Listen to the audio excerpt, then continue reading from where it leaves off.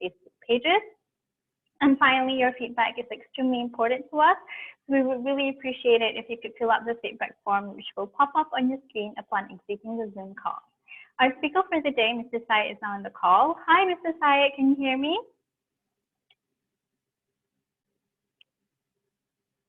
Mr. Syed, I think you're muted.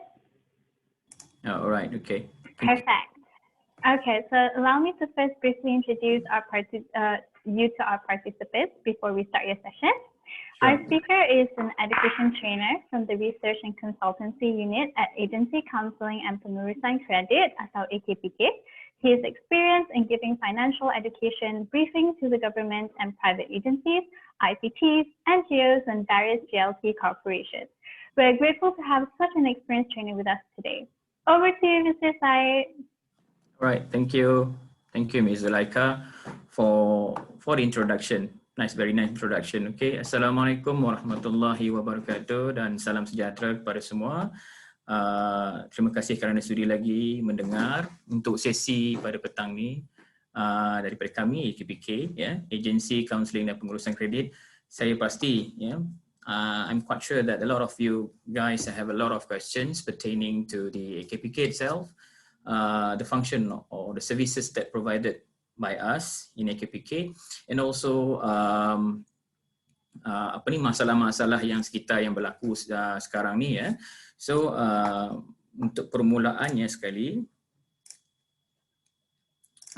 sebelum kita berkongsi sedikit sebanyak tentang perkongsian pada petang ini, pada pukul 2:30 petang, kita hari ini berkenaan dengan ceramah kewangan. Our title here is a fall flat or all flat in your finances. Dan ia bertujuan untuk mendedahkan sedikit sebanyak tentang kewangan, ceramah tentang kewangan, pengurusan kewangan belia. So seperti mana yang kita sedia maklum, kita sekarang di Malaysia kita mengalami masalah kewangan ataupun ekonomi, ekonomi yang berlaku disebabkan oleh COVID, pandemik dan juga masalah-masalah yang sedia ada di Malaysia ni. Jadi kita sememangnya perlu ada basic ataupun asas menguruskan kewangan. Sangat penting pada zaman sekarang ni untuk kita mengharungi cabaran yang mendatang, untuk mengelakkan kita daripada berhutang, bagaimana kita menguruskan kewangan kita supaya tidak menjadi bebanan kepada diri kita. Okay, so kita mulakan dengan fall flat ataupun all flat in your finances, pengurusan kewangan. Sedikit sebanyak tentang profil saya tadi telah diterangkan oleh Ms. Zulaika just now. Saya eksekutif kanan di unit penyelidikan dan konsultansi Jabatan Pendidikan Kewangan Agensi Kaunseling dan Pengurusan Kredit. Saya mempunyai ijazah sarjana dalam pendidikan sains dari UKM dan hingga kini saya adalah jurulatih pendidikan kewangan yang mana kita memberikan pendidikan kewangan kepada agensi kerajaan dan swasta dan juga organisasi bukan kerajaan dan NGO dan juga GLC, Government Link Company, yang mana pendidikan kewangan kita berikan kepada kaki tangan. Tak kira lah sama ada kaki tangan yang bermasalah keberhutangan ataupun maupun kaki tangan yang tidak mempunyai masalah tapi memerlukan ataupun perkongsian ataupun penambahbaikan dari segi ilmu untuk kita menambah baik lagi kewangan kita pada masa depan. Sebelum saya bermula, kita sebut sedikit tentang agensi kaunseling dan pengurusan kreditnya. Kami agensi kaunseling dan pengurusan kredit ni, kita adalah agensi yang ditubuhkan oleh Bank Negara pada April 2006 untuk membantu individu dalam kewangan lah, untuk mencapai ketenangan minda, kita katakan. Dan juga kewujudan AKPK ini juga untuk mewujudkan masyarakat yang bijak dari segi kewangan. So kita sebagai pembekal pendidikan kewangan juga kita akan menggalakkan rakyat untuk menguruskan kewangan dengan berhemat.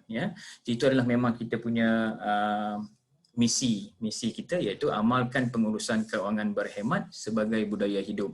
Jadi ini antara kewujudan ataupun asas penubuhan kami AKPK daripada Bank Negara.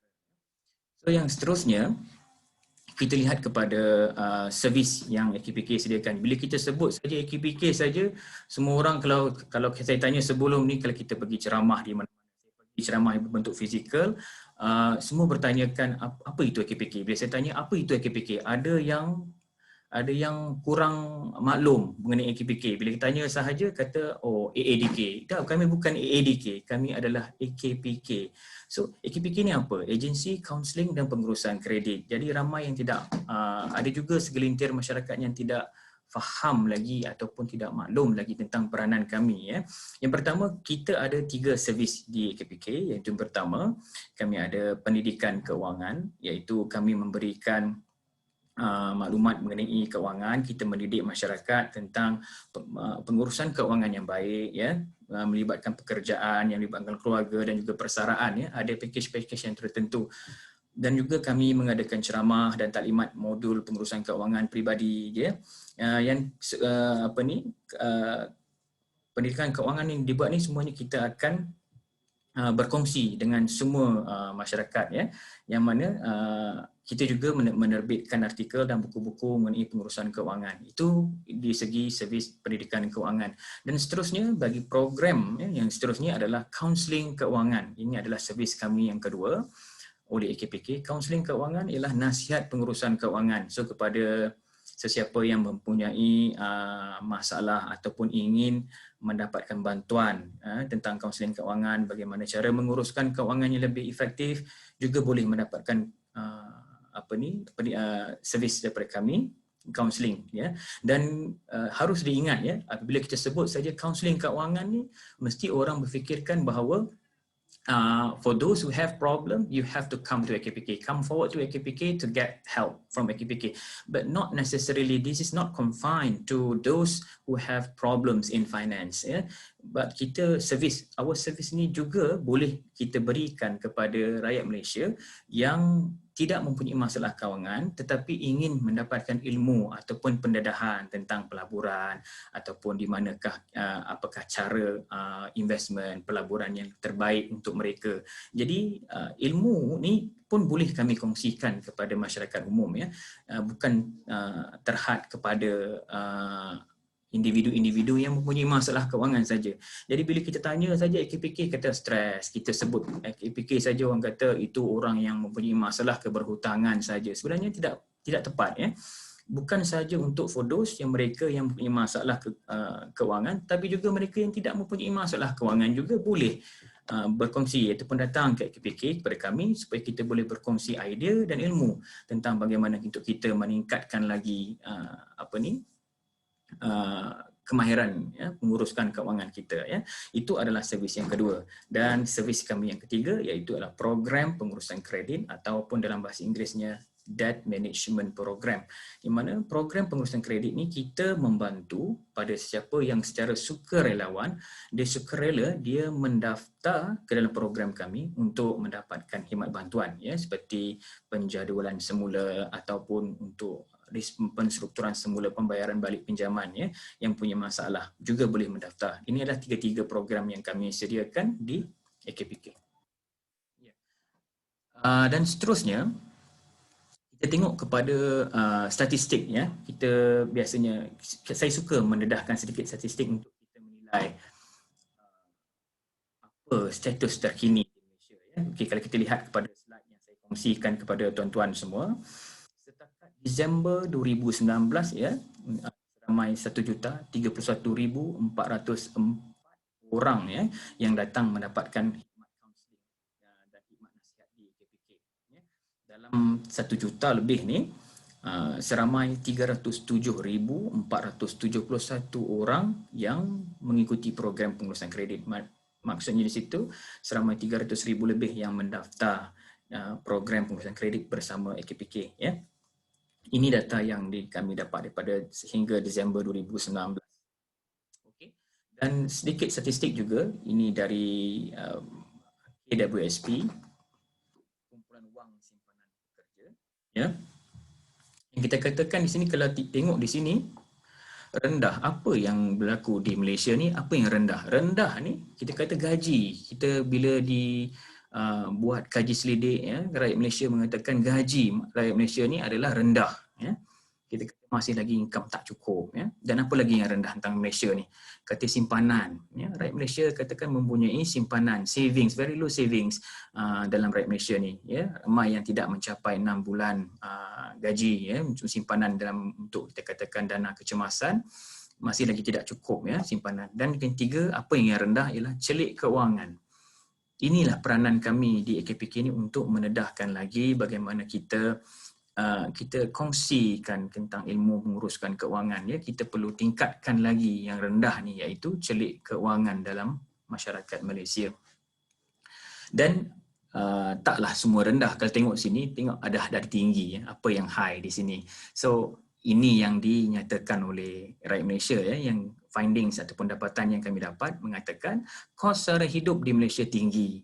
Jadi ini at least kurang-kurangnya ada juga yang tinggilah, ya. Kos sara hidup tinggi dan juga cara berbelanja rakyat Malaysia pun tinggi. Yang ni cara berbelanja ni sebenarnya juga sebenarnya disebabkan oleh gaya hidup sebenarnya, ya. Ada pelbagai faktor yang menyebabkan membentuk masyarakat Malaysia punya cara berbelanja. Yang paling penting sekali yang kita lihat adalah gaya hidup rakyat Malaysia, ya, yang mana yang menentukan sama ada kita berbelanja lebih ataupun tidak. Kadang-kadang kita ada sumber keuangan yang terhad, tetapi disebabkan cara berbelanja kita mengutamakan apa yang dinamakan kehendak, ya, ataupun wants, itu yang menyebabkan kita berbelanja lebih daripada yang sepatutnya, ya. Kalau kita di sekolah dulu pun kita dah diajar kemahiran hidup, ya, kita dah ditentukan. So pilih keperluan dan kehendak. Kita dah sedia maklum, ya, what is the needs, what is the wants, ya, our needs and our wants. Kita dah diterangkan tentang perbezaan, tapi adakah kita mengamalkannya, ya? So di situ pun kalau kita tengok, ya, perbezaan itu yang menentukan cara kita berbelanja dan kita tidak boleh membezakan, ya. Jadi itu yang menyebabkan kita sukar, ya, untuk mengawal perbelanjaan kita dan akhirnya semuanya menyebabkan hutang, ya.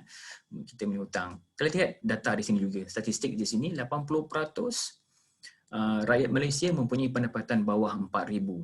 Ini kita namakan B40, ya, 80% rakyat Malaysia, dan satu di antara dua rakyat Malaysia tidak mempunyai akaun bank. Ini juga mengejutkan juga, ya. Kalau kita lihat di sini 50% daripada rakyat Malaysia tidak mempunyai akaun bank, ya. So kira memang, ya, penting, ya, sebenarnya. Tapi ada juga rakyat Malaysia yang tidak mempunyai akaun bank. Dan kita lihat data yang seterusnya, 2,700 pendapatan yang diperlukan bagi seorang bujang di kawasan bandar, sebagai asas kehidupan.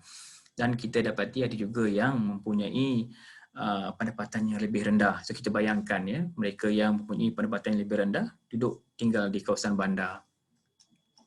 Dan kalau kita lihat di sini, hutang rakyat Malaysia, hutang isi rumah kepada pendapatan rakyat Malaysia lebih tinggi dari US. Kita lihat di sini, ya, pendapatannya adalah 146%. Apa sebenarnya 146% ni, ya? Dengan kata mudahnya ialah RM1, in RM1 that we earn monthly, ya. Pendapatan kita RM1 yang diperoleh kita berhutang RM1.46. Maksudnya rakyat Malaysia ni dapat RM1 tetapi kita membelanjakan RM1.46. So ini kajian yang diperoleh, ya, kita sumber dari Bank Negara, dan kita berhutang sebanyak 46 sen, dapat RM1.46. Ini menunjukkan bahawa kecil kita dapat tetapi kita belanjakan lebih besar daripada apa yang kita dapat.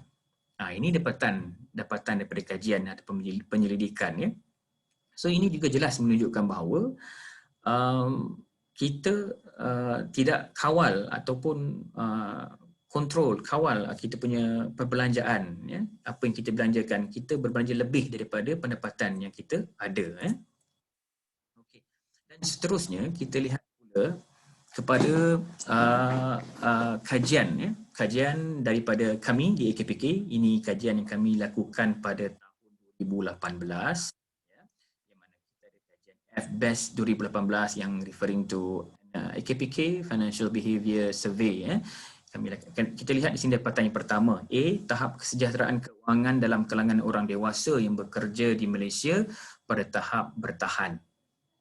Okey, bertahan ataupun surviving. Kita lihat di sini, bertahan ni maksudnya rakyat Malaysia ni anytime saja kita ni boleh pergi kepada perlukan bantuan, ya, kepada kadar indikator yang bawah sedikit iaitu perlukan bantuan. Tapi setakat ni kita indikator kita average untuk rakyat Malaysia 6.21, 6.21, which is surviving, still surviving, yang mana kalau kita bahagikan kepada dua, iaitu jantina lelaki dan perempuan, male and female, kita dapati we found out that female has higher achievement, 6.35 compared to male 6.05. Yang ini menunjukkan bahawa secara tak langsung tahap kesejahteraan keuangan bagi orang perempuan lebih baik berbanding orang lelaki. Jadi kita boleh tanyakan pada diri kita sendiri, kenapa sebegitu rupa? Kenapa kaum perempuan ni, kaum Hawa, lebih tinggi kadar kesejahteraan, tahap kesejahteraan keuangannya berbanding kaum Adam? Adakah kerana kaum Adam ni sebenarnya lebih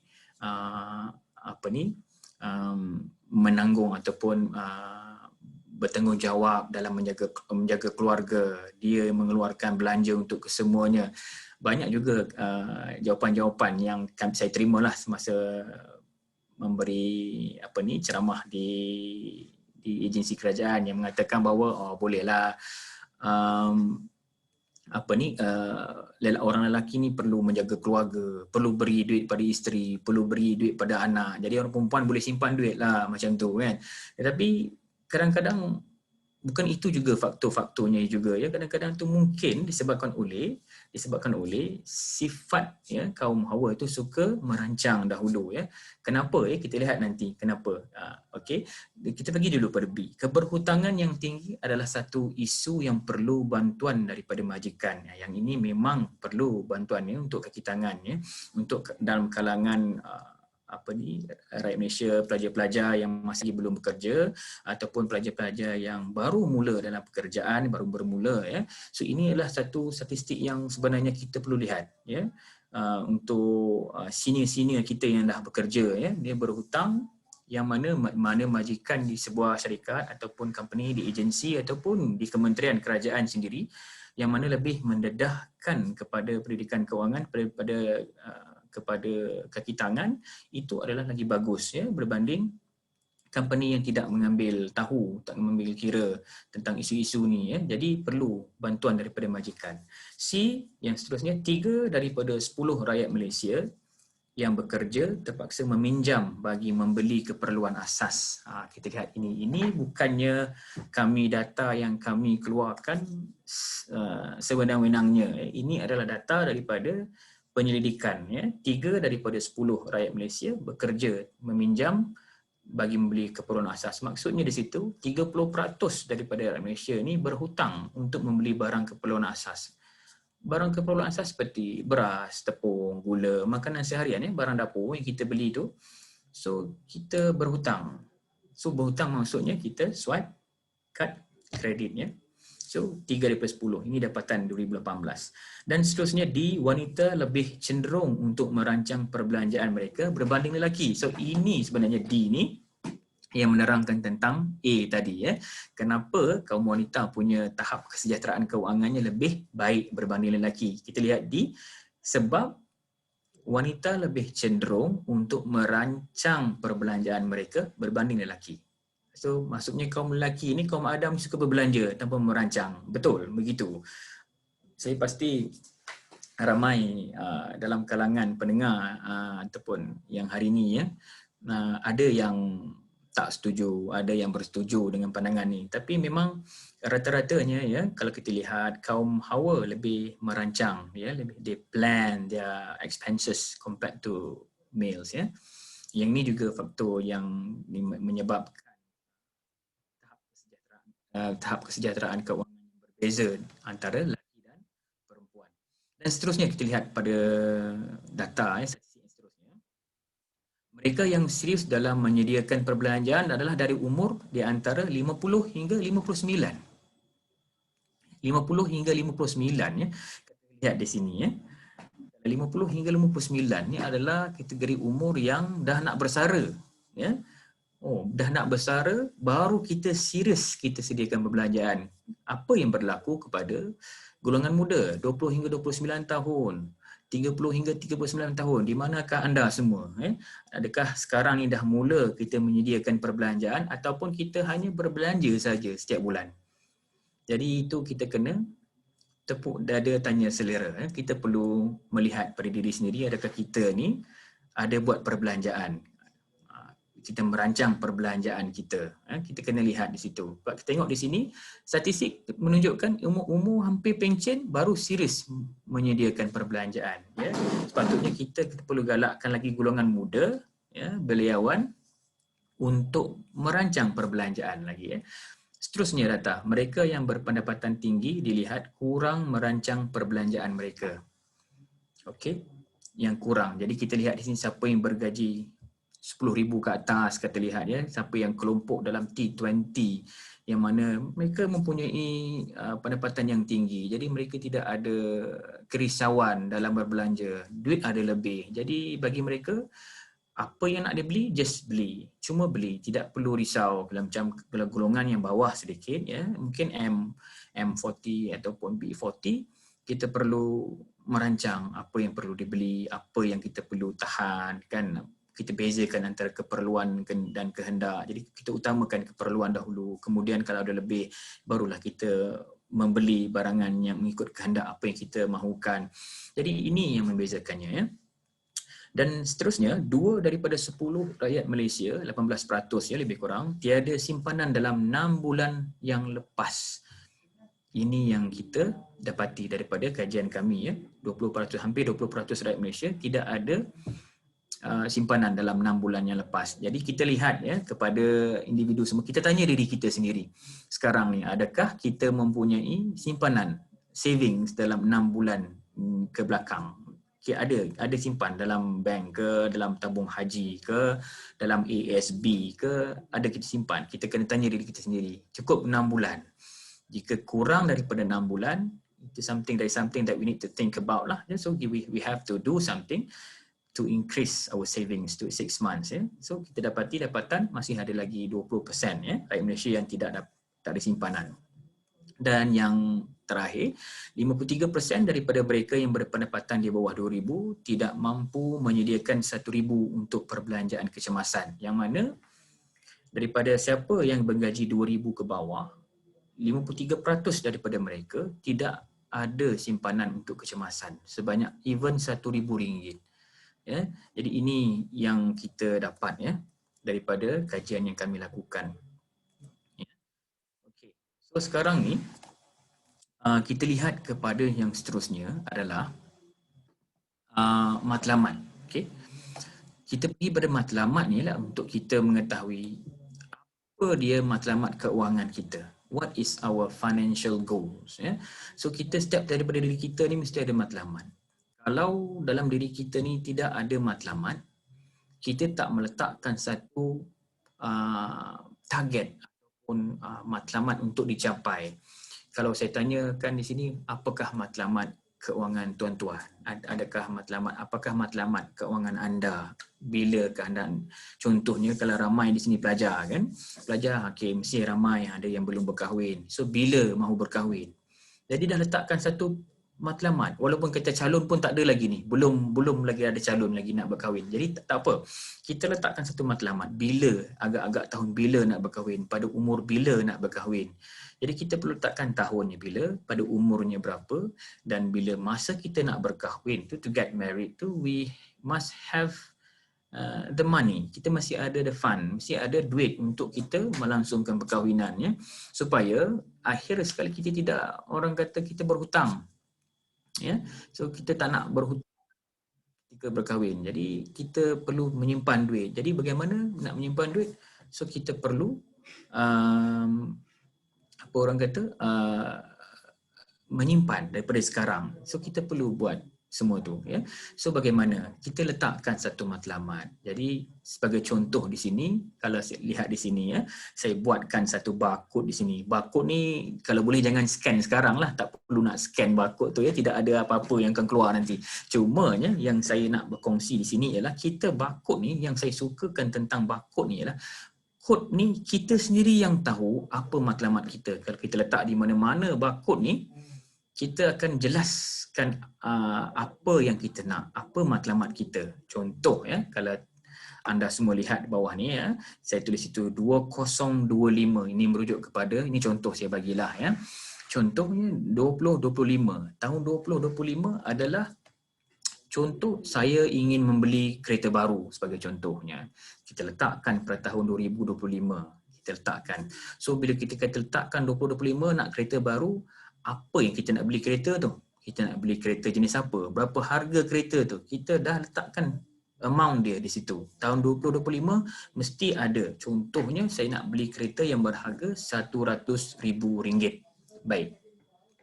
Bila kita letakkan RM100,000, so daripada sekarang ke 2025 ada 5 tahun.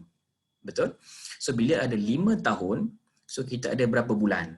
Okey, 12 kali 5, 60. So kita ada 60 bulan untuk kita menyimpan duit. Baik.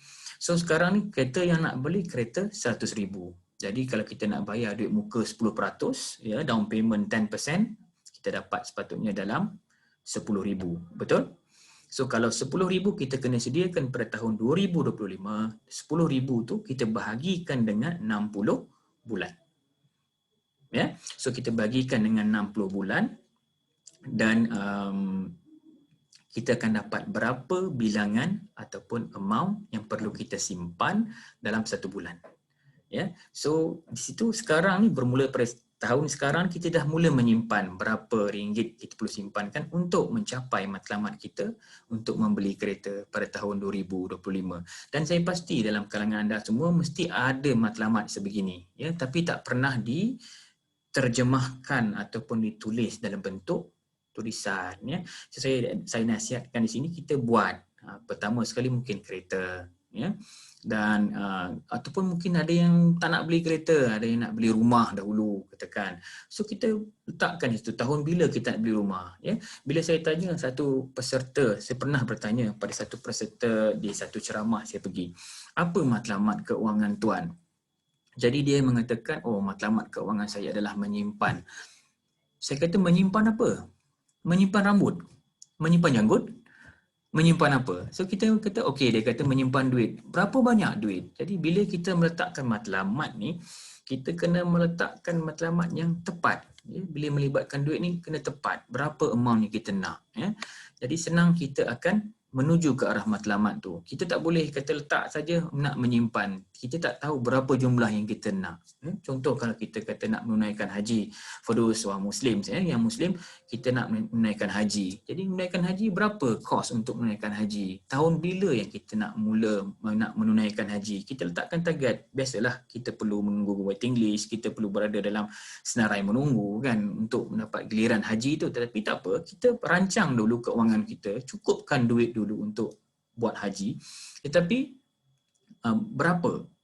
Dah dapat berapa bilangan dan baru kita akan merancang tahun bila yang kita nak buat dan kita mula dari sekarang kita bahagikan dengan 60, katalah dalam tahun 5 tahun lagi, katalah dalam 10 tahun lagi. So kita bahagikan amount yang ada untuk tahun depan tu, kita bahagikan 60 bulan kalau dalam masa 5 tahun, kalau 10 kali dalam 10 tahun lagi ada 120 bulan lagi. So setiap bulan berapa kita kena menyimpan. So begitu, ya, kita melaksanakan kita punya matlamat keuangan, ya. Okay, so dengan apa yang saya share sebentar tadi, ya, yang saya kongsikan tadi, ini adalah dia punya plan dia, ya, yang kita buat, ya. 6 langkah ke perancangan keuangan. So ini adalah 6 langkah perancangan keuangan yang kita perlu lihat, ya, yang saya dah terangkan tadi. Yang pertama sekali kita mesti menetapkan matlamat dahulu. Ya, kita menetapkan matlamat bahawa apa yang kita nak buat ataupun apa yang kita nak dapat, ya, matlamat kita, ya. Dan kedua kita kumpulkan maklumat. Contohlah saya bagi contoh tadi, kita nak beli kereta, okey, dalam masa 5 tahun, tahun 2025 nak beli kereta baru. Baik, so kita tetapkan matlamat kereta apa yang kita nak. Jadi kita tahu berapa harga kereta yang berharga 100,000. Okey, itu harga kereta yang kita nak. Lagi apa lagi maklumat yang kita perlukan? Berapa insurans, road tax dia dan sebagainya. Kereta sebut kan, dia punya minyak dia macam mana, fuel dia. Jadi kita kumpulkan maklumat. Kemudian yang ketiga, kita analisis data. Kita dapatkan maklumat-maklumat yang kita perlukan. Berapa jumlah duit yang perlu kita sediakan pada tahun tu nanti supaya kita boleh beli kereta tersebut. Dan bila kita dah buat analisis dan kita bangunkan plan kita.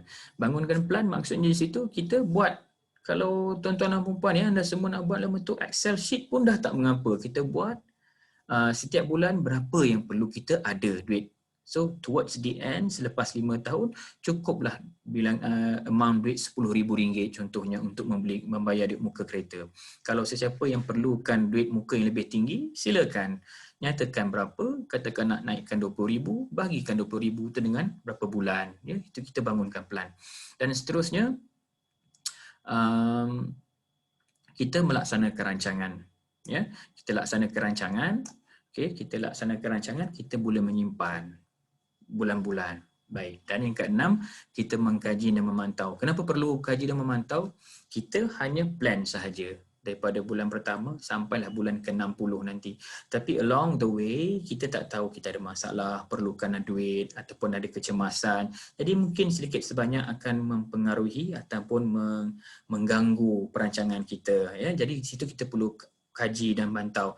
Kalaulah duit yang kita kumpul setakat ni, kalau kita lihat pada projection tinggi dalam 10,000, dalam 5,000, 6,000. Tapi kalau tengok saving sekarang ni, sedikit saja, tak banyak pun saving. Jadi tak cukup sampai lagi 6,000 contohnya. Jadi apa tindakan yang perlu kita lakukan? Mesti ada contingency plan untuk mencapai kita punya matlamat juga. Ya. At the end, kalau amount yang kita rencanakan tu, projected amount tu masih belum dapat dicapai, so apa yang kita perlu tukar? Tukar sama ada kita perlu extend lagi masa daripada kita plan pada mulanya untuk beli kereta tahun 2025, kemungkinan kita extend lagi 1 tahun, kita panjangkan lagi masa hingga 2 tahun lagi ke untuk cukupkan amount, ataupun kita kurangkan harga kereta. Mungkin daripada harga yang 100,000, kita kurangkan harga kereta kepada 60,000 sebagai contoh. Jadi amount tu lebih kurang. Itu yang kita, fungsi dia perlu mengkaji dan memantau, ya. Mengkaji dan memantau kita punya proses dalam menentukan matlamat kita, ya. Ada soalan setakat ni. Saya bercakap tapi saya pun kena tengok juga ni, ada Q&A di sini ke? Tak apa, saya sekarang tak ada lagi. Boleh teruskan dulu.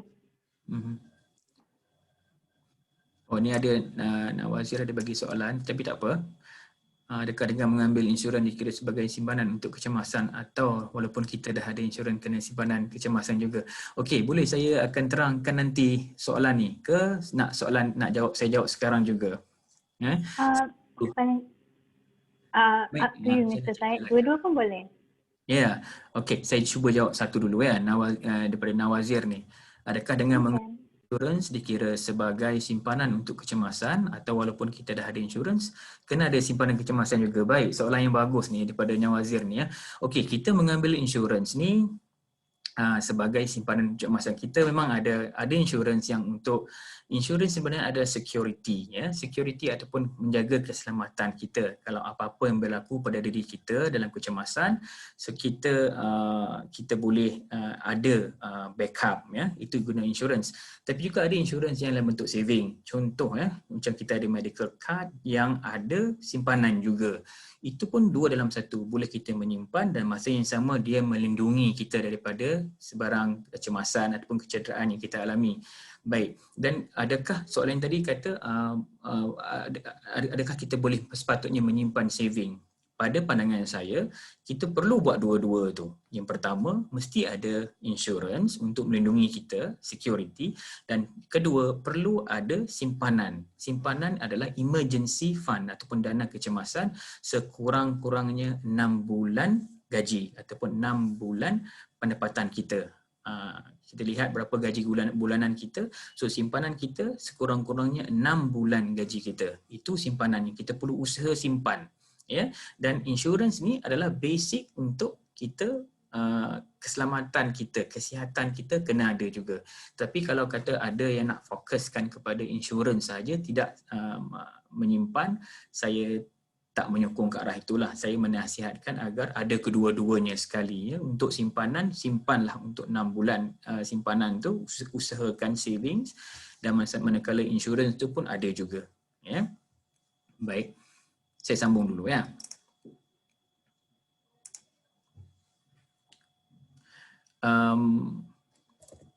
Okey. Dan kita teruskan kepada pengurusan aliran tunai, ya. Cash flow management. Alright. Okay. Untuk golongan muda ni saya pasti ramai yang bila dah kali pertama bekerja, saya pun bila teringat balik zaman mula bekerja dulu ya. 15 years back ya. Yang mana bila kita bekerja ni, kita dah ada satu jawatan, kita dah ada satu pendapatan yang tetap ya. Kita dah mula rasa oh dulu masa belajar kita tak berpeluang beli barang, kita tak dapat apa yang kita nak ya, minta daripada ibu bapa, parents, and then sometimes we can't manage to get it ya. We can't afford to buy. Sometimes kita punya expenses pun, duit belanja yang mak bapak bagi pun tak cukup untuk makan saja, itu pun terpaksa berjimat cermat. Saya faham keadaan tu. Once kita dah bekerja, kita dah ada duit sendiri, kita mula nampak itu, nampak ini, kita pun nak berbelanja berbelanja sakan. Jadi bila tidak ada pendedahan begini, jadi kita pun lupa nak menabung, kita pun lupa berbelanja apa yang sepatutnya kita belanja, apa yang sepatutnya fokuskan ya. Ini yang penting dalam kalangan muda-mudi belia sekarang ni yang mula-mula bekerja, ataupun kepada semua pelajar yang masih lagi belajar ya, yang mana ataupun dah tamat, dah bergraduat ya, dah you graduated and then you still looking for job, dapat kerja esok, apa yang sepatutnya you buat ya. Kita lihat di sini ya, dalam slide yang pertama ni ialah pendapatan, income terbagi kepada dua. Satu active income, satu lagi passive income. So we have two types of incomes here. Ya, pendapatan aktif dan juga pendapatan pasif. So apa itu aktif, apa itu pasif? Ya. So bila kita lihat aktif ni, pendapatan aktif ni lah pendapatan pekerjaan yang kita luangkan masa. Apa sahaja pekerjaan yang kita luangkan masa, kita habiskan masa untuk bekerja. Contohnya macam saya hari ni. Saya bekerja, datang ke KPK, saya bekerja di pejabat, saya menyampaikan ceramah, saya bagi sikit talk and then buat kerja di pejabat. Itu adalah kerja pendapatan aktif saya. Saya perlu luangkan masa. Kalau saya tak bekerja, saya takkan dapat duit. Itu contoh ya, pendapatan aktif. Manakala pendapatan pasif ialah pendapatan yang walaupun kita tidur, duit masuk. Kita tengah mandi ke, duit masuk. Kita tengah melancong bersama keluarga di luar negara ke, sekarang tak boleh lah luar negara kan. So sekarang kita melancong dalam negara je lah kan, COVID bahaya kan, jadi larang. Jadi kita melancong dengan keluarga pun kita dapat duit masuk. Itu pendapatan aktif, pendapatan pasif ya. Pendapatan aktif tadi kita perlu bekerja, luangkan masa. Contoh saya bagi lagi, kalaulah di pejabat saya bekerja di KPK, itu pendapatan aktif. Tak cukup duit bulanan, saya tambah lagi pendapatan aktif saya buat side income, pendapatan tambahan, iaitu saya berniaga burger malam depan rumah contohnya. Ya, orang kata oh itu passive income. Bukan, itu bukan passive income. Itu adalah still, itu masih juga pendapatan aktif, tetapi kita adalah pendapatan tambahan. Saya terpaksa meluangkan masa lagi di gerai burger untuk berniaga mendapatkan pendapatan saya. Saya luangkan lagi masa, saya habiskan lagi masa saya situ. Sedangkan pada masa tu saya boleh bermain dengan anak di rumah atau berehat-rehat di rumah. Jadi saya spend masa saya di situ lagi. Jadi ini adalah pendapatan aktif. Ya, kita luangkan masa untuk bekerja, kita habiskan masa kita. Manakala pendapatan pasif adalah kita tidak bekerja tapi duit masuk. Kita tidur, duit masuk. Kita tengah makan, duit masuk. Itu pendapatan pasif. Ya. Jadi pendapatan pasif, contoh pendapatan pasif ni adalah bila kita ada rumah, kita sewakan rumah. Kita ada rumah. Janganlah sewakan rumah yang kita nak duduk ni. Kita nak duduk mana kalau sewa kat orang. Ya. So kita ada rumah kita, kita ada satu lagi rumah. Contohnya ada rumah yang kedua lah. So kita rumah kedua tu kita sewakan. Jadi cukup setiap bulan ada orang bagi sewa. Kita tengah tidur ada mesej masuk katakan tuan saya dah masukkan duit sekian-sekian untuk sewa rumah pada bulan ini. So itu adalah passive income kita mana kita invest untuk rumah tersebut dan duit kita atas pelaburan tu akan mencari duit untuk kita semula. Itu satu. Dan yang kedua, siapa sini yang pandai menyanyi? Yang boleh buat album contohnya, buat single, penyanyi contohnya. So bila kita merakamkan single, suara kita dengan semerdu suara kita tu, jual single kita tu, di mana-mana pun terjual kita punya single. Jadi single kita itu adalah mencari duit untuk kita. Kita menyanyi hanya sekali saja hari itu buat recording, tapi lepas tu tahun demi tahun pun duit masuk lagi. Itu contoh passive income. Dan ketiga, kalau kita ada mahir, kalau tak mahir menyanyi, kita mahir menulis, menghasilkan buku, contoh-contohnya buku tentang keuangan sebagai contoh. Jadi buku-buku ni kita jual. Sekali saja kita berusaha untuk mengeluarkan idea, menulis, tetapi buku tu boleh jual dan habis saja stok kita boleh reprint semula dan jual lagi. Itu adalah passive income. Itulah kita punya harta intelek. Itu antara dua jenis pendapatan yang kita selalu fikirkan kita cuba dapatkan aktif ataupun pasif. Sebaliknya kita lihat di sini dalam slide ni pendapatan aktif dan pasif. Pendapatan ada dua jenis sahaja. Tetapi kalau kita lihat di sini perbelanjaan wang keluar, pendapatan wang masuk. Perbelanjaan wang keluar di sini ada 3.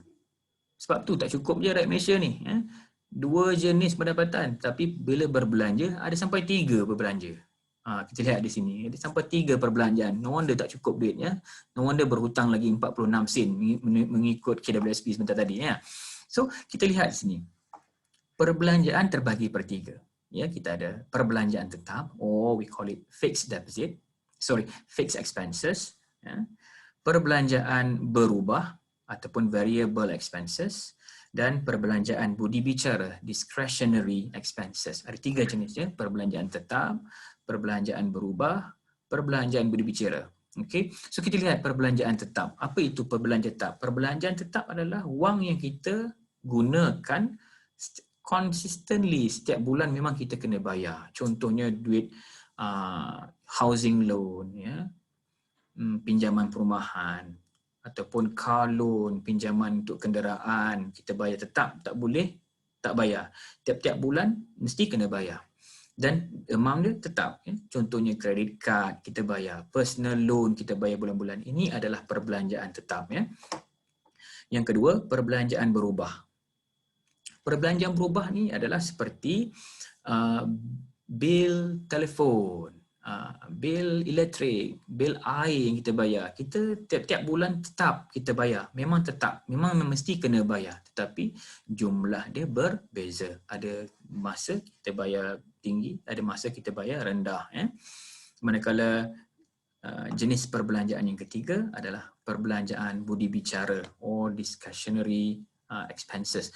Budi bicara ni ialah seperti sometimes kita keluarkan duit, sometimes kita tak keluarkan duit. Contohnya beli barang, jam tangan. Mungkin bulan kita dah beli jam tangan, mungkin bulan depan kita tak beli jam tangan, ataupun mungkin melainkanlah kalau ada dalam kalangan kita yang setiap bulan nak beli jam tangan. Kadang-kadang nak beli jenis brand ini, sekarang yang bulan depan nak beli untuk running pula jam tangan lagi, jam tangan yang berbeza-beza kita nak. Jadi berbeza-beza jam tangan tu banyaklah kan. Jadi ada 2-3 dah cukup dan mungkin akan datang kita tak beli lagi. So ini adalah perbelanjaan budi bicara. So pada siapa yang dah bekerja ni, kita juga dah ada gaji, mesti kita bagi balik kepada parents. Kita bagi sedikit duit kepada parents. Jasa ibu bapa tu tidak terbalas. Walau sebanyak mana yang kita bagi duit kepada parents pun tak terbalas jasa mereka. Tetapi ada, kita kena bagikan sejumlah wang kepada parents. So kalau saya tanya anda semua, antara ketiga-tiga, perbelanjaan tetap, perbelanjaan berubah dan perbelanjaan budi bicara, yang mana satu kita letakkan duit bulanan kita bagi kepada parents? Kita tanya diri kita sendiri, adakah kita bagi parents ni duit perbelanjaan ni tetap ataupun perbelanjaan ni berubah-ubah? Setiap bulan kita mesti bagi, tetapi mungkin kadang-kadang banyak, kadang-kadang sikit, ataupun perbelanjaan bagi pada parents ni, duit kita keluar ni budi bicara. Budi bicara maksudnya sometimes kita bagi, sometimes kita tak bagi. Bergantung kepada keuangan kita lah. So ini berbezalah. Ada yang kata, oh parents tu perbelanjaan tetap. Saya ada duit ke, saya tak ada duit ke, tiap-tiap bulan saya bagi tetap dan banyak itu. Ada individu yang sebegitu rupa. Tahniah. Bagus, begitulah ya. Tapi ia berbalik pada diri kita jugalah ya. Keuangan kita kena lihatlah keuangan kita bagaimana ya untuk menentukan perbelanjaan kita. So, kita lihat yang seterusnya.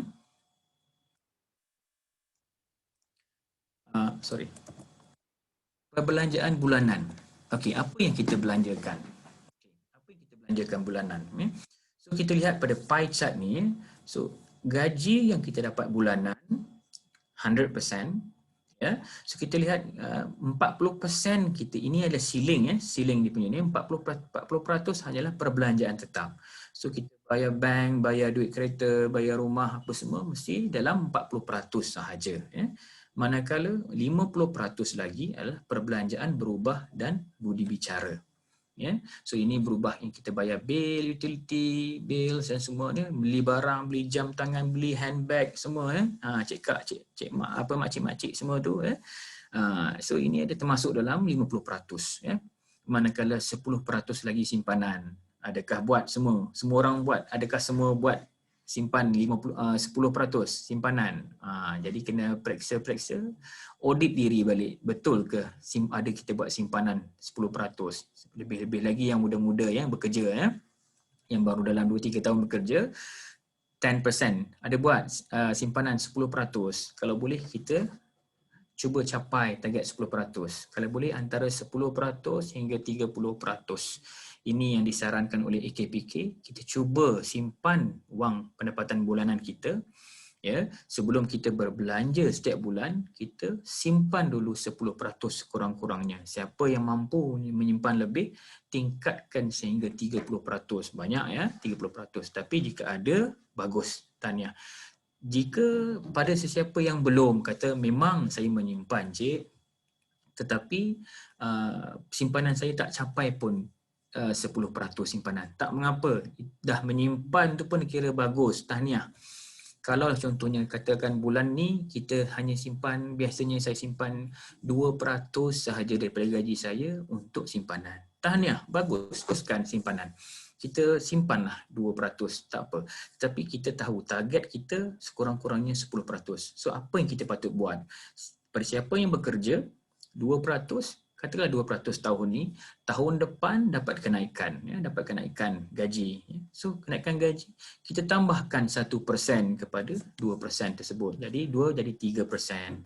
Tahun yang akan datang, tambah 1% lagi, tarik lagi, bila ada naik gaji lagi, tambah lagi 1% lagi, jadi 4%. Jadi lama-kelamaan kita punya saving akan meningkat sampai 10%. Ya? Okay. So ini cara kita menyimpan. Sekurang-kurangnya. Dan okey, tengok slide yang seterusnya. Okey, kita lihat di sini contoh penyata aliran tunai. Ini siapa yang belum pernah buat bajet, saya syorkan boleh mulakan bulan ni ya untuk bajet ataupun perbelanjaan kita dalam bulan 10 nanti. Kita mulakan dulu. So macam mana? Siapa yang pernah buat bajet? Siapa yang pernah buat bajet dia tahu bagaimana nak buat benda ni ya. Okey, bajet contohnya di sini penyata kita lihat gaji kita berapa. Contoh pendapatan di sini 2450. Ni contoh ya, 2450 dan pendapatan lain dia adalah 550. So total pendapatan dia adalah RM3,000 sebulan. Baik. So bila ada pendapatan dia 100%, dia menyimpan 10% ya untuk saving simpanan 10% daripada RM3,000, dia ada RM300 simpanan. Tolak awal-awal ya. Kalau siapa yang ada gaji berbelanja dulu, lepas tu balance apa saja yang tinggal hanya menyimpan. Itu kurang tepat lah ya. Mesti you tolak saving dulu ya, tolak saving dulu, apa yang ada baru dibelanjakan. Amalkan sebegini ya. Dan dia tengok sini, kita tengok sini ada perbelanjaan tetap ya, ada sewa rumah, kenderaan, PTPTN, pinjaman pelajaran sebagai contohnya. Ini semuanya bayaran yang tetap ya. So dia ada 1,600 ya. 1,600, 2,700 tadi selepas ditolak dengan saving, kita tolak dengan perbelanjaan tetap ada 1,600 ya. Dan balance-nya adalah 1,100 setelah ditolak perbelanjaan tetap ya. Dan di sini juga dia ada perbelanjaan berubah, dia ada isi rumah, dia ada utility, bil elektrik, bil air, petrol, pengangkutan, dia buat ya dia punya perbelanjaan. Totalkan keseluruhannya dia ada 1,000 jumlah perbelanjaan berubah 900 dan perbelanjaan budi bicara dia 100. So total 900 tambah 100 1,000. So 1,000 tolakkan dengan balance tadi. So tinggal lagi 100. Yang ini adalah dia punya surplus ataupun lebihan ya. So ini adalah contoh bajet yang kita boleh buat dalam bulanan. Dapat gaji kita boleh buat. Kalau kita rasa kita nak menyimpan lebih, kita letak target berapa kita boleh menyimpan untuk surplus lebihan ni. Kalau lebih banyak lagi baiklah. Tapi jika kalau tak mampu, kita kena lihat juga perbelanjaan kita ya. Itu adalah komitmen kita. Pastikan hutang dan bil-bil semua dibayar dahulu ya. So apa yang balance yang tinggal itu 100 tu kita tabungkan juga ya. Dan jangan jadi habit bila sampai hujung bulan saja dah nak dapat gaji, katakan hari ni hari last, dalam bank ada RM100 ya. Tengok bulan depan esok gaji masuk. Ini biasanya kita dah biasa buat ya. Hari ini duit tinggal 100 dalam bank. Esok gaji masuk. So apa yang kita buat? Adakah kita terus menyimpan ataupun kita belanjakan balance baki RM1 tu? Itu saya nak tanya anda semua ya, tuan-tuan dan puan-puan. Bagaimana? Biasanya lah esok gaji, hari ini tinggal 100, hari ini kita pergi makan. Katalah 200 kita pergi makan KFC, kita pergi makan McDonald. Kita makan McDonald tu saya rasa golongan muda ni dah biasa dah. Minum macam-macam jenis teh tu saya nak sebut pun tak tahu. Kalau saya tahu pergi kedai mamak tu kedai teh lah, tapi zaman sekarang orang minum kopi tak pergi kedai mamak dah. Jadi macam-macam jenis teh dah ada, macam-macam jenis kopi ada kan. So kopi pun dah sampai RM8, RM9 satu bekas. Yang mana kedai mamak kita dapat lah RM2, RM3, tapi kita pilih yang bagus punya RM8, RM9. Yang tu kita selalunya kita dah jadi gaya hidup kita sekarang ni. Cara hidup rakyat Malaysia ni, kita gaya hidup dia mesti nak RM8, RM9. Dah kopi pun mahal. Ya. Jadi balance yang ada dalam akaun tu kalau boleh kita jangan belanjakan. 100 tadi kita dah simpan awal tadi 10%, kita dah tolak awal-awal untuk simpanan. Kalau ada lagi lebihan, kita masukkan lagi dalam simpanan. Itu cara kita menyimpan lah ya. Kita tambahkan lagi simpanan. Okay. So bila saya suka bab menyimpan ni sebab ramai yang yang ada idea, ramai yang mahir menyimpan tapi ada yang menyimpan tetapi lepas tu dikorek balik. Cukup bulan tak cukup dikorek balik. So bila dia tak menyimpan lah ya, itu bergantung kepada disiplin diri kita sendiri. So kita kena berdisiplin selagi kita menyimpan. Jangan gunakan apa yang kita dah simpan ya. Dan kadang-kadang jangan terlalu bercita-cita tinggi. Saya nak simpan lebih 10% daripada saving saya, daripada gaji saya. Jadi kita simpan lebih dah tak cukup untuk dibelanjakan. Bila tak cukup duit untuk dibelanjakan, kita korek balik simpanan kita. Itu pun satu kaedah yang kurang sesuai lah ya. So kita kena lihat berapa banyak yang kita boleh simpan dan berapa banyak yang kita jangan sentuh dah simpanan yang kita buat tersebut ya. So simpanan, tips menyimpan ada pelbagai lah. Yang pertama tadi ialah kita simpan sebelum berbelanja. Yang itu memang tips simpanan yang baik lah. Ya, simpan dulu baru berbelanja. Jangan belanja dulu, apa yang ada lebih simpan. Tak tepat ya. So simpan dulu. Apa yang ada lebih baru kita belanjakan. Itu yang pertama. So kita simpanlah, kita setkan 10% ke hingga 30% simpanan daripada gaji kita bulanan ya. Yang kedua adalah simpanan harian. Simpanan harian ni adalah berapa yang kita nak menyimpan. Ada orang buat target simpanan harian ni untuk mencapai dia punya short term, dia punya financial goals, dia punya matlamat keuangan jangka pendek. Matlamat keuangan jangka pendek ni ialah kurang daripada setahun. So apa yang kita nak capai? Contohnya dia nak beli barang ke, dia nak beli perabot ke, dia nak beli apalah sahaja yang barang yang dia inginkan, dia menyimpan dahulu. Jadi dia buat simpanan harian sampai cukup masa, duit cukup untuk beli barang tersebut. Kita buat simpanan harian kita. Boleh letakkan di situ. Pelbagai metod ya. untuk menyimpan. Ada orang menyimpan mengikut bilangan tarikh. Kalau 1 hari bulan RM1, 2 hari bulan RM2, 3 hari bulan RM3 dan sebagainya. Itu mengikut cara masing-masing lah ya. Dan juga tips untuk menyimpan juga bergantung kepada warna yang diminati. Ini kalau sebut saja warna yang diminati ini biasanya golongan hawa. Kaum perempuan suka menyimpan begini ya. Ada yang suka menyimpan color biru, ada yang suka menyimpan color hijau, merah, orange dan ungu. Itu terpulanglah kita nak pilih warna apa yang kita suka. So kita boleh simpan. Ya. Kalau suka color hijau, ambil color hijau saja. Maksudnya kalau dia nampak ada duit dalam wallet dia, bag dia tengok ada duit RM5, dia takkan guna. Hijau ni pasti dia akan simpan. Yang lain dia boleh gunakan sebagai contoh. Ya. So kita tengok warna yang diminati. Tips yang seterusnya menyimpan adalah bila kita membeli belah, contoh ya.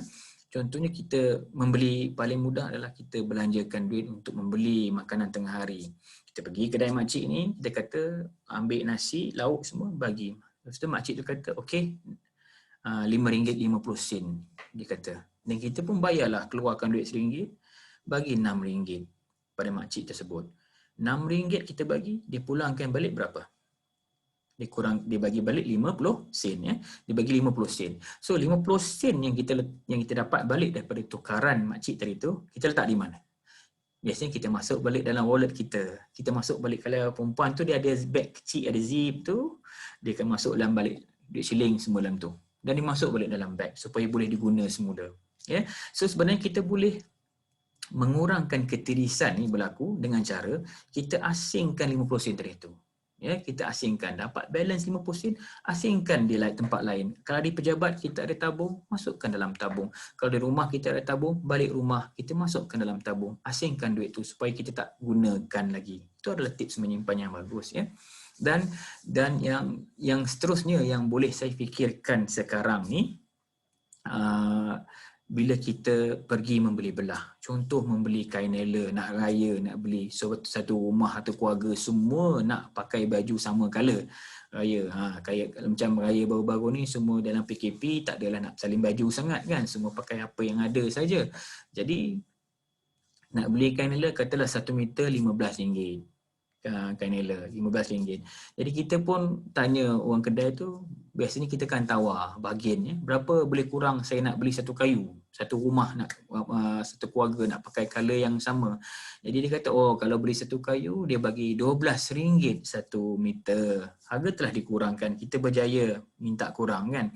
Jadi perbezaan harga tadi RM15 dah berjaya kurangkan dapat RM12.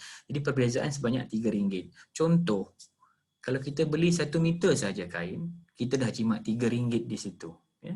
Tapi bila kita bayar dekat pekedai tu, RM12 kita bayar, tapi RM3 tu kita letak di mana?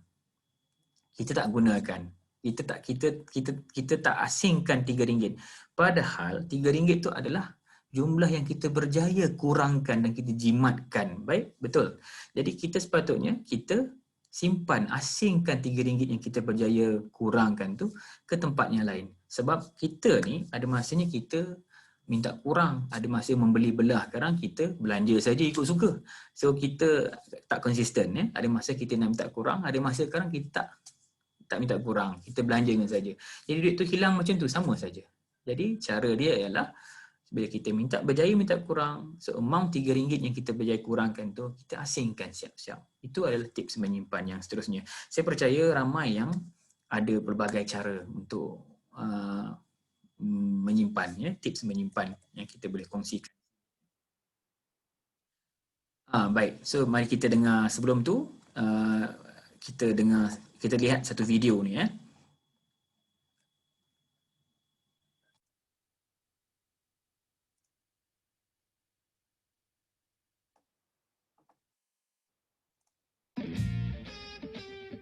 Saya ada kereta salon berkuasa tinggi dan selesa. Tidak, bukan awak punya lagi. Awak kan buat ansuran 9 tahun dengan bayaran balik 5 kali ganda daripada Karim. Apa lupa ke? Siapa Karim? Dalam wallet saya ni, ada 5 kad kredit platinum.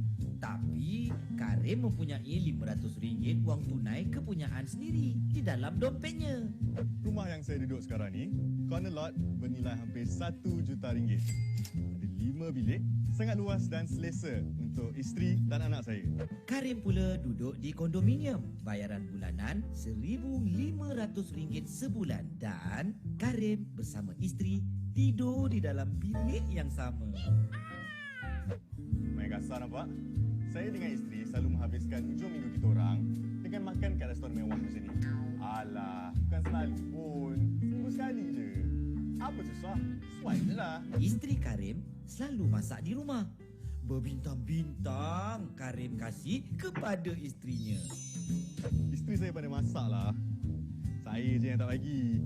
Sayang isteri lah katakan. Sayang ke takut? Ha? Ya sayang? Saya ni berjawatan besar. Pakaian ni mestilah kena berjenama. Tengok macam baju ni. 550 tau. Ha.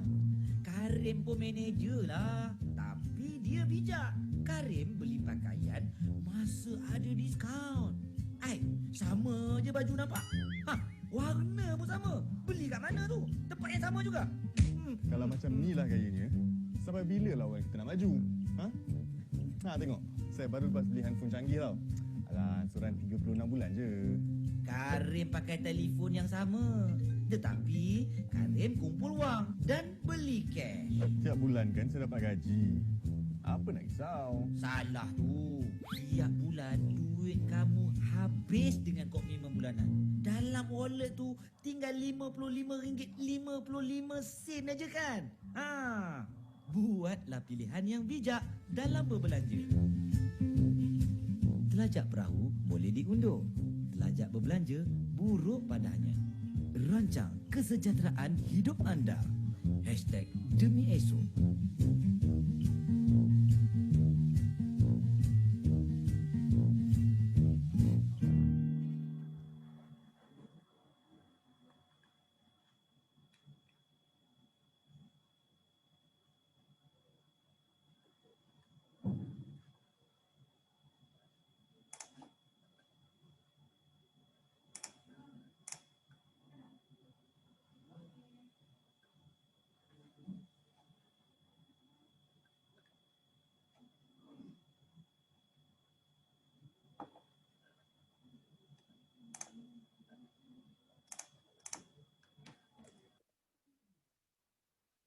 Okay. So video tadi tu ya, kita sedikit sebanyak lah boleh apa kita kata tunjukkan sedikit apa hakikat ataupun realiti sebenar yang berlaku dalam kalangan kita ya. So kita berbelanja, kita ikut apa yang kita suka, kita mementingkan lagi emosi. Emosi itu maksudnya adalah kita lebih pentingkan apa yang orang nampak yang ada pada diri kita. Samping apa yang sepatutnya kita mampu lakukan, tapi kita buat lebih, kita berbelanja lebih. Sebab apa kita berbelanja lebih? Sebab kita mengutamakan apa yang orang akan lihat pada diri kita. Emosi, kita rasa seronok, bangga. Orang tengok kita berkereta besar, orang tengok kita pakai barangan berjenama ya. Kita lebih mengutamakan apa yang orang nampak pada diri kita. Jadi itu yang menyebabkan kita berbelanja lebih. Dengan berbelanja lebih, kereta contohnya, padahal kita yang bayar bulan-bulan kereta tersebut ya. Tapi padahal orang lain tak bayar pun untuk kita. Orang lain hanya nampak sekali dan kemudian dipuji, dan itu saja. Kemudiannya bulan-bulan yang berikutnya kita sendiri yang perlu menyediakan wang untuk membayar kenderaan tersebut. Inilah yang berlaku hakikatnya ya. So akhirnya sebenarnya cara hidup nakkan nampakkan up ni ya, nampakkan kita ni hebat, so kita berhutang. Jadi kita perlu melihat apa yang kita mampu, pendapatan kita. Contohnya macam kereta ya, saya suka tekankan ya, kereta. Nak beli kereta, kita lihat pada gaji kita dulu. Beli kenderaan yang mampu. Tujuan kita nak beli kereta ni hanya untuk kita nak bergerak daripada point A kepada point B. So kita nak bergerak, itu tujuan asal. Bila kita fokuskan kepada keperluan, sebut saja keperluan A ke B, bergerak. Sebab tu nak beli kereta. Baik. Dan kita pun ambil keputusan beli kereta. Bila kita ambil keputusan beli kereta, mulalah kita nampak oh macam-macam jenis kereta di pasaran. Yang ini ada kereta 4 tayar, yang ini ada 5 tayar, ni ada 6 tayar, yang ni tayar besar, ni ada tayar kecil, yang ni color ni color itu. So kita mula membandingkan produk. Bila kita membandingkan produk, kita mula melihat apa yang kita suka, apa yang best, apa yang menarik. Yang ini adalah kehendak. Kehendak adalah emosi. Ya, bila emosi saja kita akan mengorbankan duit kita. Bila kita korbankan duit kita, kita mengutamakan emosi. Tapi kalau kita sayangkan duit kita, kita fikir dulu, ukur baju di badan sendiri, korbankan emosi sedikit. So kita berbelanja mengikut kemampuan diri kita. We spend within our mean. Ya. So untuk kereta, kalau kereta, macam mana kereta apa yang sesuai untuk kita beli? Ya. So kalau tanya saya, kereta yang sesuai untuk kita beli adalah kereta kita lihat pada gaji kita dulu. Gaji kita dalam setahun berapa? Contohnya gaji ada 2,000. Contoh ini contoh. Kalau gaji kita 2,000 sebulan, 12 kali 2 24. So gaji kita 24,000. So kita akan cari kenderaan yang berharga 24,000. Boleh? Boleh begitu. So dia memang begitu. 24,000 lah kenderaan yang kita patut beli. Kalau gaji 3,000 sebulan, 12 kali 3, 36. So 36,000, itulah kenderaan yang sepatutnya kita beli yang berharga 36,000 sahaja. Tapi sebaliknya yang berlaku zaman sekarang ni, ramai muda-mudi yang gaji baru mula dalam 23,000 tetapi membeli kereta yang berjenama. Kereta yang harga dalam 80,000. Melebihi kemampuan sepatutnya. Sebab itulah kita dibawa ataupun terarah, terdorong kepada keberhutangan. Ya. Baik. Bila pergi kepada berhutangan ni, kita pergi kepada asas meminjam. Ya. Okey, asas meminjam. Saya rasa saya akan pergi kepada Q&A. Saya rasa ada beberapa di sini Q&A. Saya akan jawab sebentar lagi ya Q&A ni di sini ya. Okey, asas meminjam. Kita lihat pada asas meminjam dulu ya.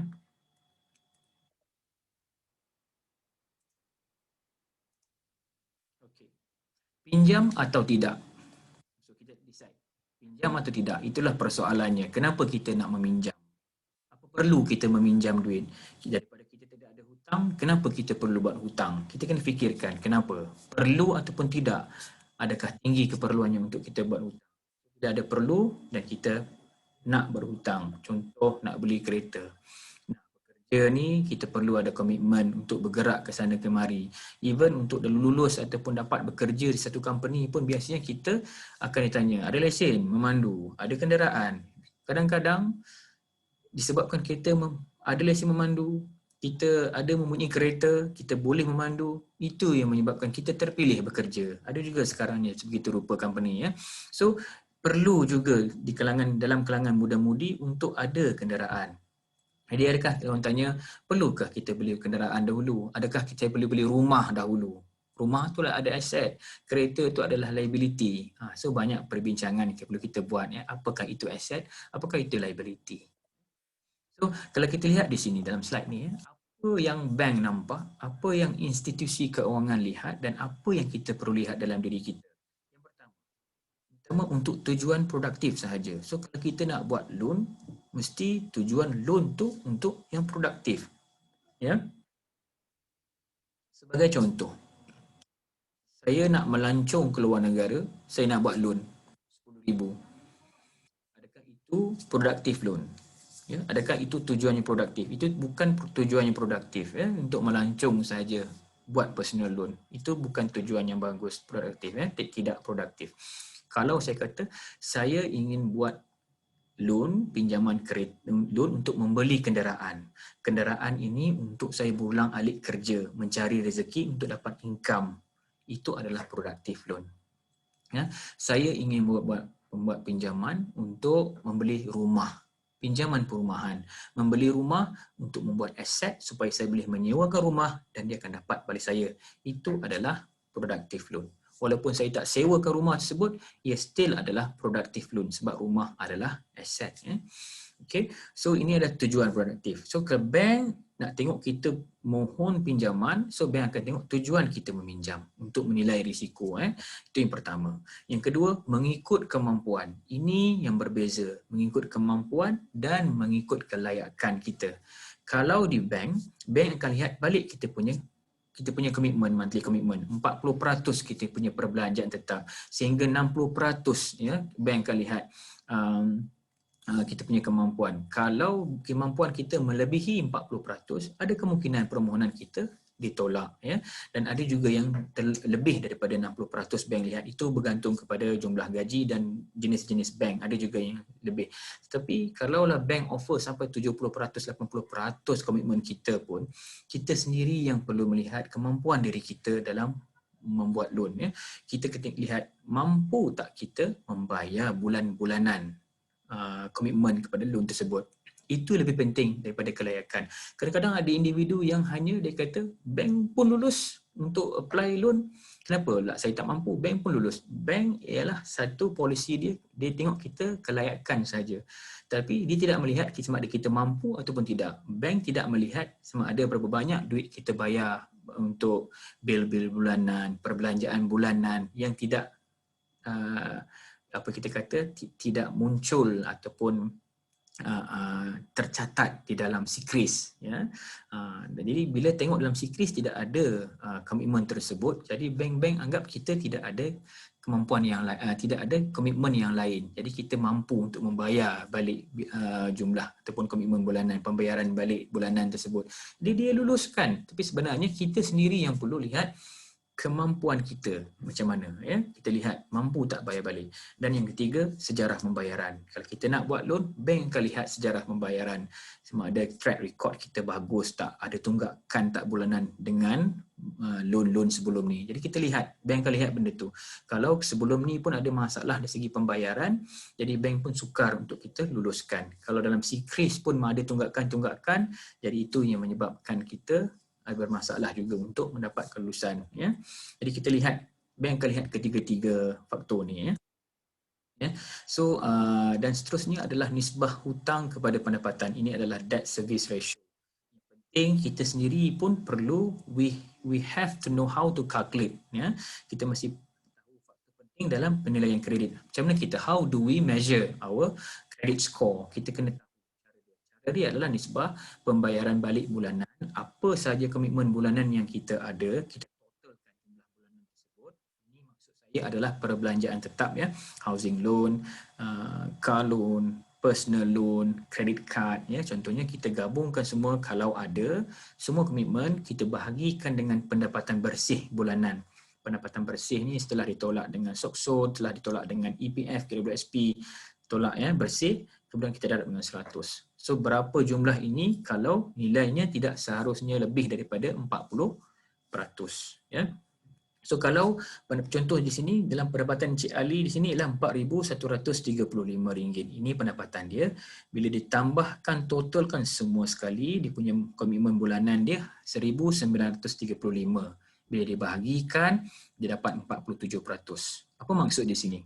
Maksud di sini adalah dia 47%, which is higher than 40%, which is the ceiling, dia punya capping adalah 40% saja, dia lebih 47%. Ada kemungkinan dia punya permohonan untuk buat loan ditolak, ya, disebabkan oleh dia dah lebih perbelanjaan dia, komitmen bulanan dia 47%.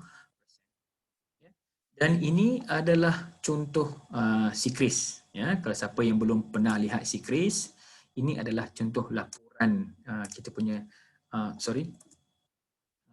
ini adalah laporan sikris, ya.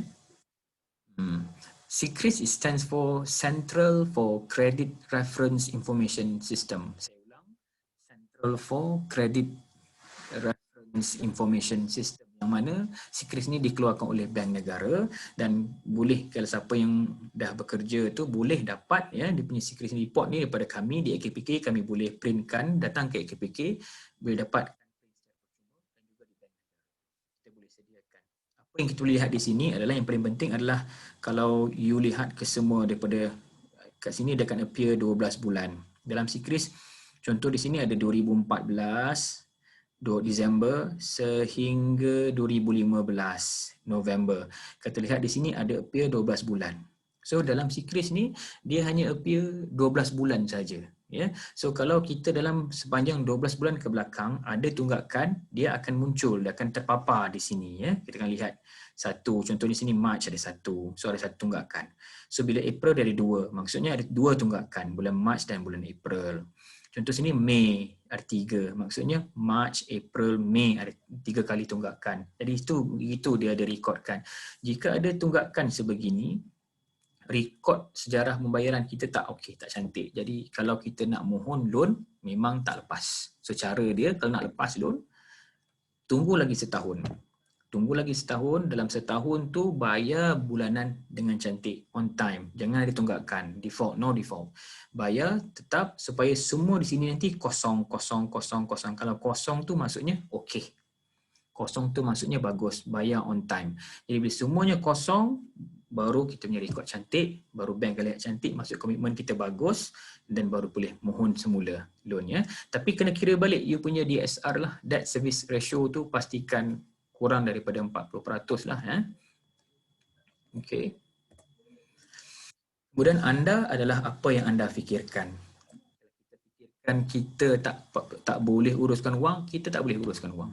Kalau kita rasa kita tak boleh, kita cari ilmu nak menguruskan wang. Seperti mana yang anda dengar talk pada hari ini, ceramah pada saya hari ini, saya dapat ilmu dan kita buat. Ada ilmu tak amalkan pun sama juga ya.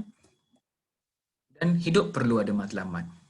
So, saya dah nyatakan tadi ada matlamat-matlamat. Daripada sekarang kita setkan matlamat apa yang kita nak buat matlamat kita. Kita setkan dari sekarang. Dan saya nyatakan tadi matlamat yang kita set mesti jelas dan tepat.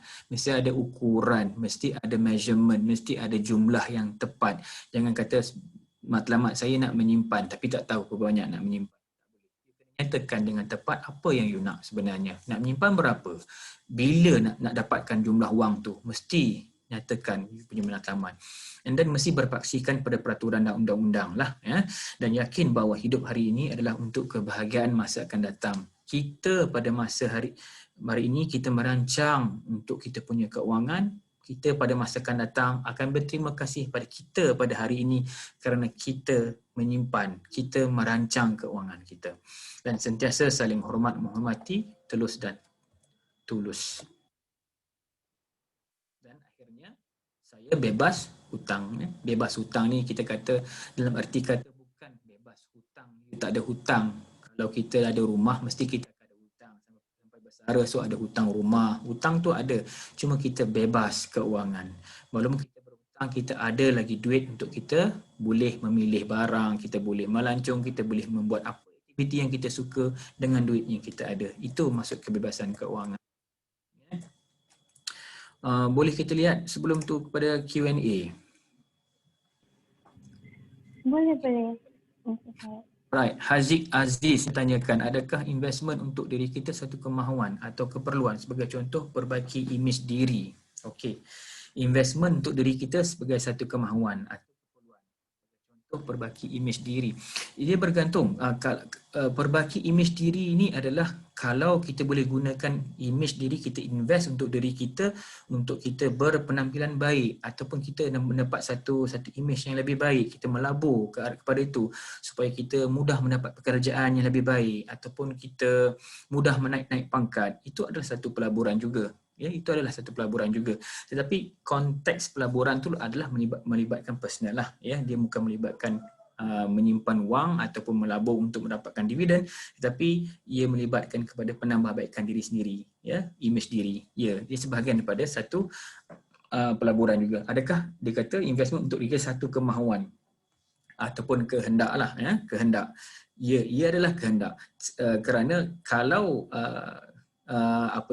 imej diri ini adalah bersifat subjektif. Ada orang mengatakan imej diri begini adalah cantik, begitu adalah buruk. Tapi pandangan orang tu berbeza-beza. Ya. Ada yang kata okey, ada yang sometimes kata yang macam begini okey.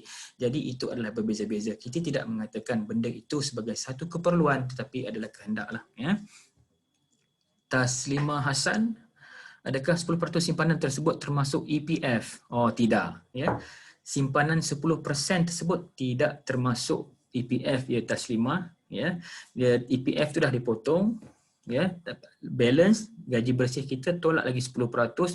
Ini 10% ni saving ni adalah untuk dana kecemasan, emergency fund, yang mana kita boleh gunakan bila-bila masa kita perlu. Maksudnya bila emergency kita boleh keluarkan at any time. Itu tujuan emergency fund tu dibuat, ya. Jadi 10% ni untuk yang itu.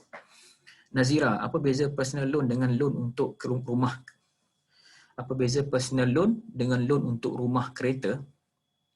Okey, loan untuk kereta adalah kita nak beli kereta, kita buat loan untuk membeli kereta. Kita buat loan dengan bank supaya bank bayar kepada company yang menjual kereta kita tersebut. Jadi kita boleh pakai kereta. Kereta tu bukan kereta kita, kereta tu adalah milik bank. Bank yang bayar kepada company tersebut, ya, penjual kereta tersebut.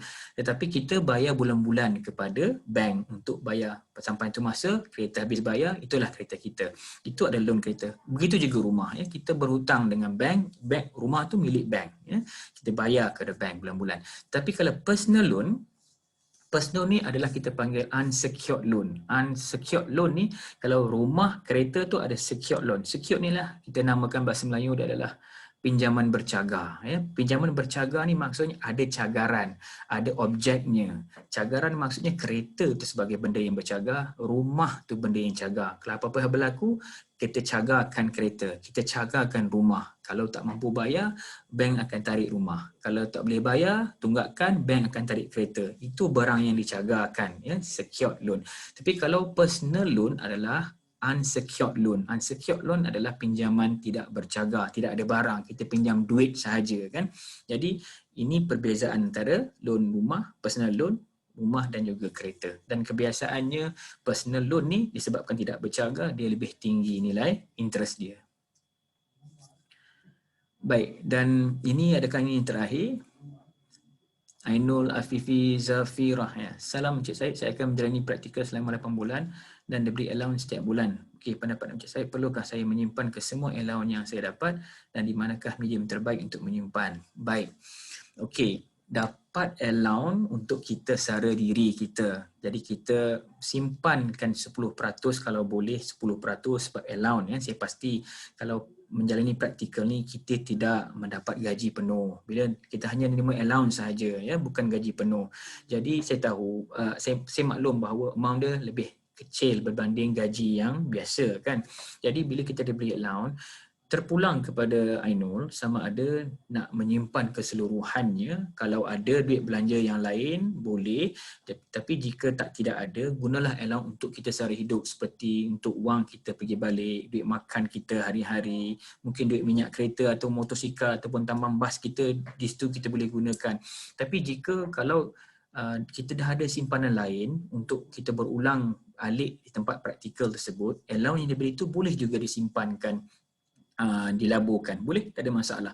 Kalau nak menyimpan boleh, tidak masalah. Kalau menyimpan ASB boleh, ditabung haji boleh. Dan saya nak elakkanlah kalau menyimpan, saya tak advise menyimpan di saving account simpanan. Ya, sebab account simpanan dia punya dividen dia tak sampai 1% pun. Jadi kalau nak melabur tu, kalau kita ingat nak melabur, apa yang kita nak? Kita tanya diri kita, pelaburan ni jangka panjang ke, jangka pendek ke, atau bagaimana?